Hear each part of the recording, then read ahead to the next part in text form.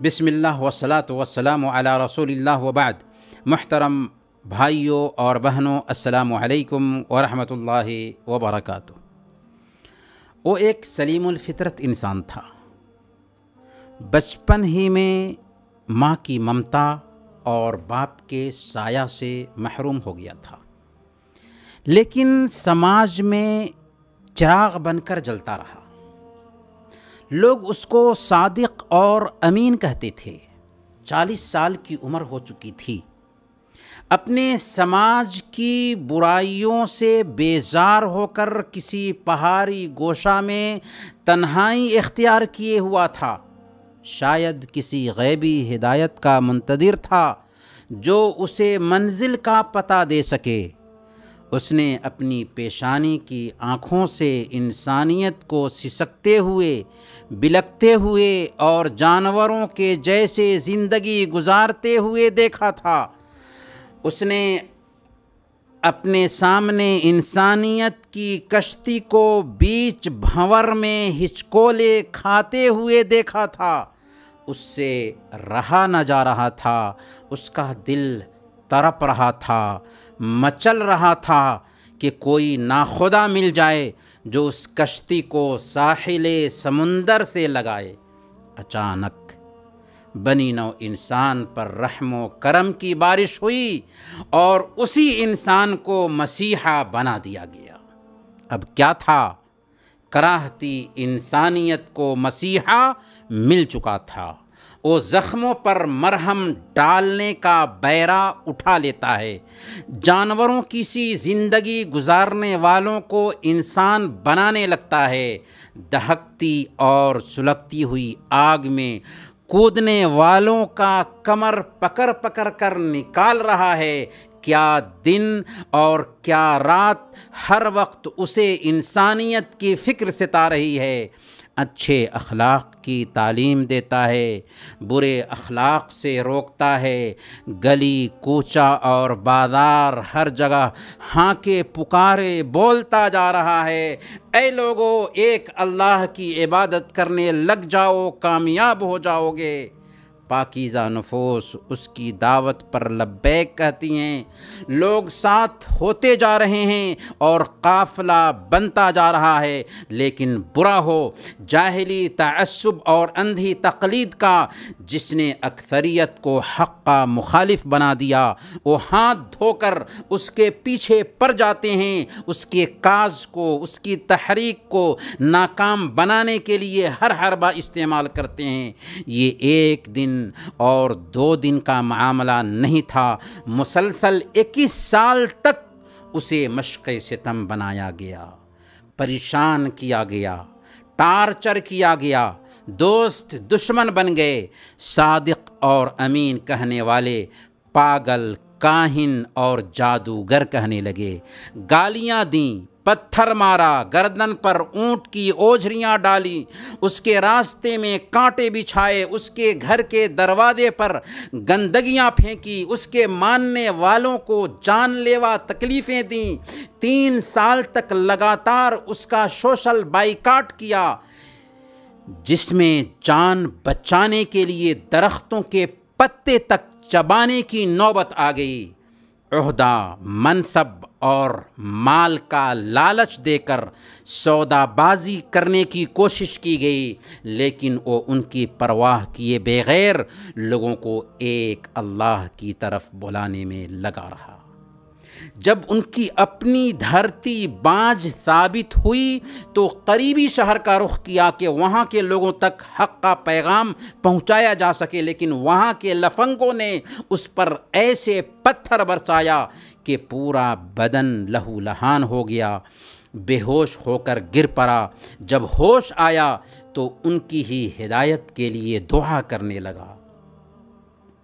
لوگوں نے اس کے قتل کی سازشیں کیں، اسے اپنے جانثاروں سمیت وطن عزیز کو خیرباد کہنے پر مجبور کیا، ملک بدر کرنے اور ان کی جائیدادوں پر قبضہ کر لینے کے باوجود انہیں چین سے رہنے نہ دیا اور مسلسل 8 سال تک ان کے خلاف محاذ آرائیاں قائم کرنے لگیں، جنگیں لڑتے رہے۔ 10 سال میں 27 جنگیں کی۔ ان کی پوری زندگی میں ان پر 70 مرتبہ جان لیوا حملہ کیا گیا، لیکن اس کے پیغام کو اپنانے والوں کی تعداد میں دن بدن بڑھوتری ہی ہوتی رہی، اضافہ ہی ہوتا رہا۔ اب تک 21 سال کا لمبا عرصہ گزر چکا تھا اور حالات بدستور پرآشوب تھے، لیکن 21 سال کے بعد وہی انسان جب اپنے 10,000 ساتھیوں کے ساتھ اپنے اسی وطن میں جہاں سے اس کو نکالا گیا تھا فاتح کی حیثیت سے داخل ہوتا ہے تو سارے دشمنوں کو اپنے سامنے پاتا ہے۔